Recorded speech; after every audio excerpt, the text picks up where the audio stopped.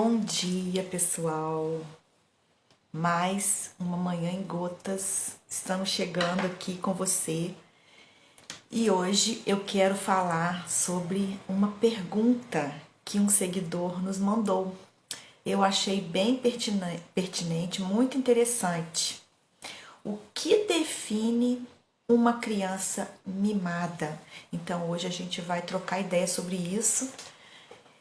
É muito interessante essa pergunta e a gente tem que começar dizendo que a gente não pode estigmatizar uma criança, dizer que ela simplesmente é mimada e pronto.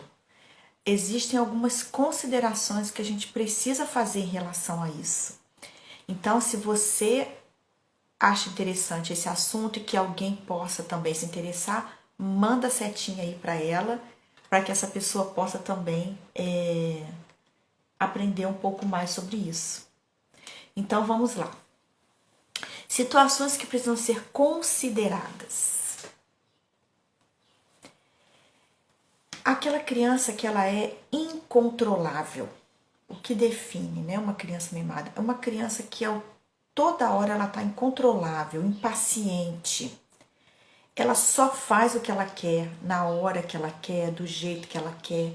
Não aceita a opinião das pessoas, não aceita que as outras pessoas ajudem ela a fazer alguma coisa. Ela está sempre ali querendo atenção, tem dificuldade em dividir. É uma criança mais assim egoísta, não gosta de emprestar nada para ninguém.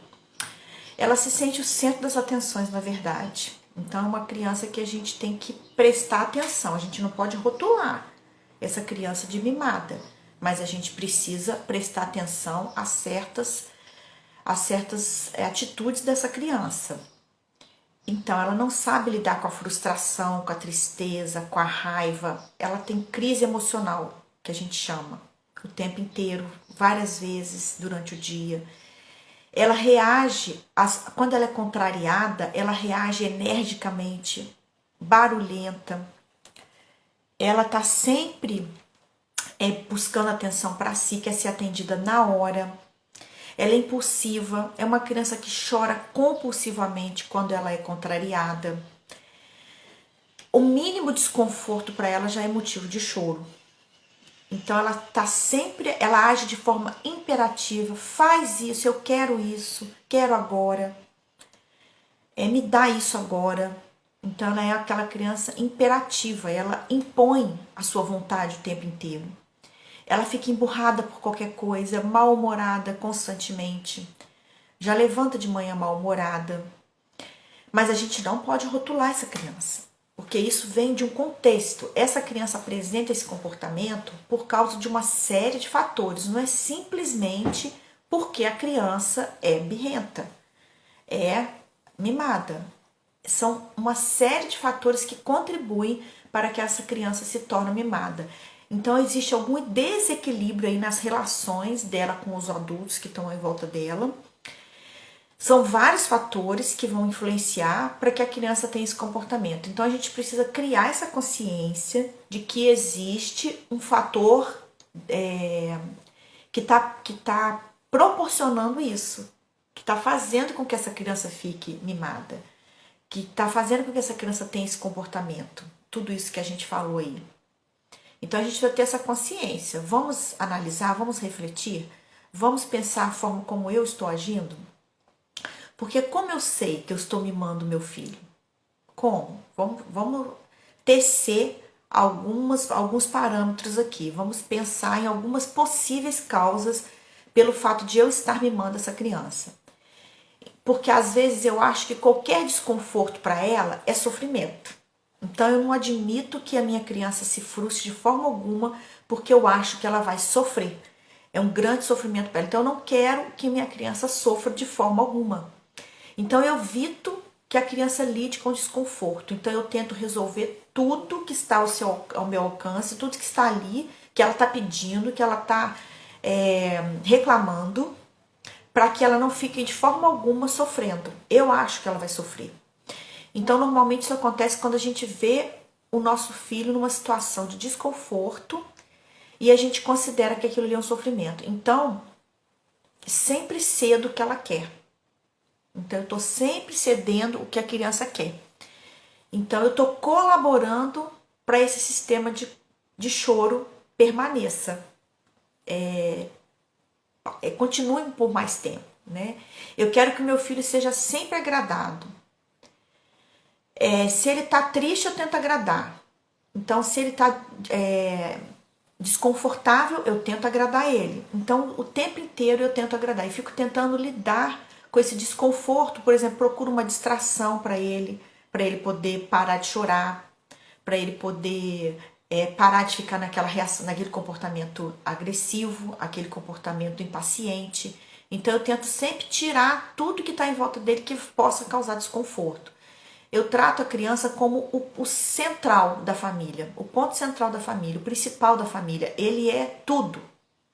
Tudo a gente volta a atenção para a criança. Então ela vai ficando, às vezes, mimada. Eu tento resolver tudo para ela. Não deixo ela ter nenhuma dificuldade, passar por nenhuma dificuldade, por nenhum obstáculo.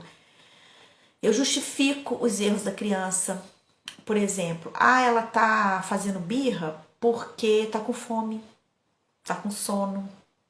Então eu tento justificar aquela birra, aquela agressividade, aquele comportamento inadequado. Eu faço barganha com a criança, costumo fazer barganha com a criança. Se você se comportar direitinho, você ganha um doce. Se você comer tudo, a gente vai para casa da vovó. Então eu vou fazendo barganha com a criança. Isso não é legal. Eu tento compensar as perdas da criança que tenha sofrido. Por exemplo, a criança perdeu alguém na família. Perdeu o pai, perdeu a mãe, perdeu um brinquedo, perdeu alguma coisa. Então eu tento compensar aquela perda com um mimo. Então eu exagero nas concessões para a criança. Então eu dou tudo, eu faço de tudo para ela não sentir a perda. Uma coisa não tem nada a ver com a outra. Uma coisa não tem nada a ver com a outra. Nunca vou compensar uma perda. Por mais que eu faça, não tem como compensar. Então, às vezes, eu estou mimando essa criança porque eu acho que ela perdeu e ela está sofrendo muito com aquela perda e que eu vou compensá-la com as minhas atitudes, com os presentes, dando tudo que ela quer, fazendo todas as vontades dela. Eu vou minimizar essa perda, o que não acontece. Então, tem os dois extremos, né? O mimado e o traumatizado. Então, nem uma coisa nem outra, nem o excesso de agrado, que é o mimo, e nem a carência de agrado, de satisfazer as necessidades da criança. Eu preciso encontrar o equilíbrio, que é aquele convívio leve, que é a satisfação das necessidades necessárias para a criança. É aquele convívio leve. Então, eu preciso trabalhar para que eu faça o que é possível. O que é possível para agradar, para poder satisfazer e agradar aquela criança. É claro que eu não vou fazer tudo e nem deixar de fazer as coisas que são necessárias. Eu preciso achar o equilíbrio. Então, como deixar de mimar as crianças? Como que eu posso deixar de mimar essas crianças? Considerando o que for possível, o que ela precisa, o que ela quer, dentro das minhas possibilidades. Por exemplo, ela quer sair agora para ir brincar no parque. Só que naquele momento eu estou ocupada fazendo almoço.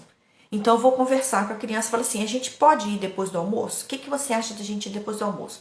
A gente acaba de almoçar, a mamãe acaba de arrumar a cozinha e a gente vai depois do almoço. Então é aquilo que é bom para ela e que é bom para mim também. Eu não posso fazer só o que ela quer, do jeito que ela quer, na hora que ela quer. A gente tem que entrar num consenso, num combinado.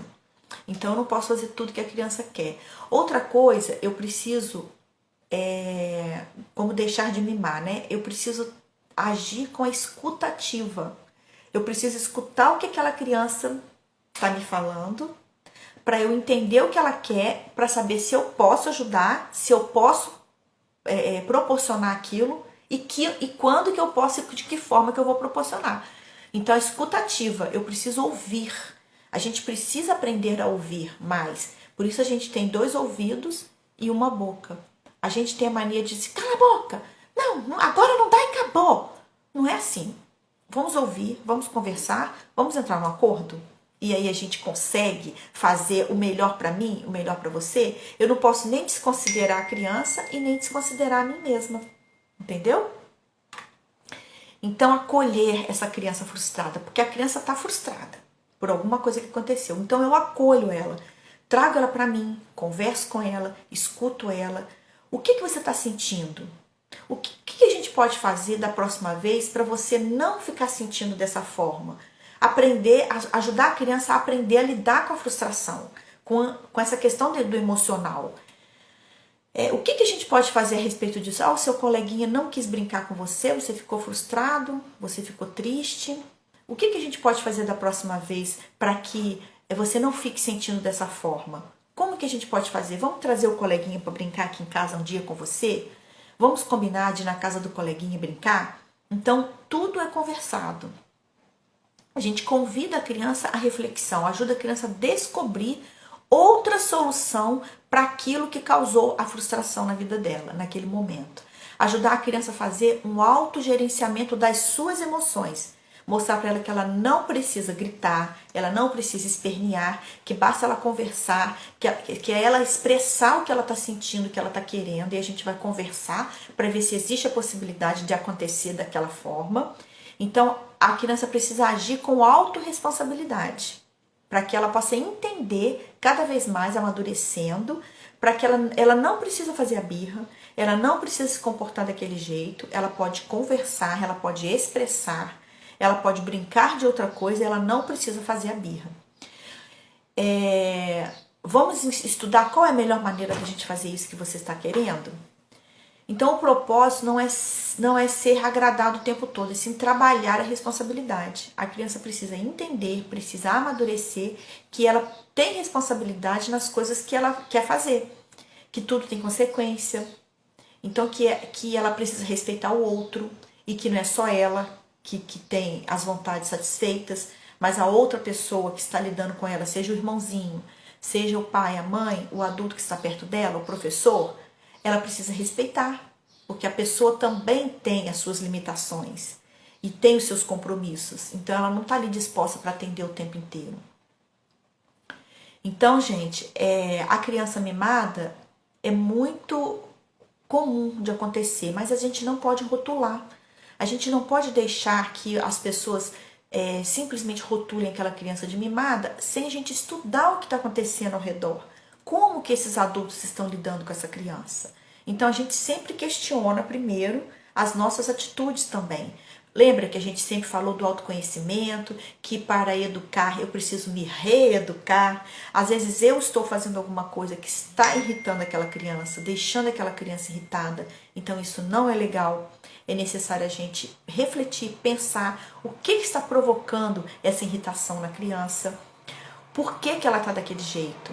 Então, a criança mimada, na verdade, ela é fruto do comportamento e do ambiente que ela está vivendo.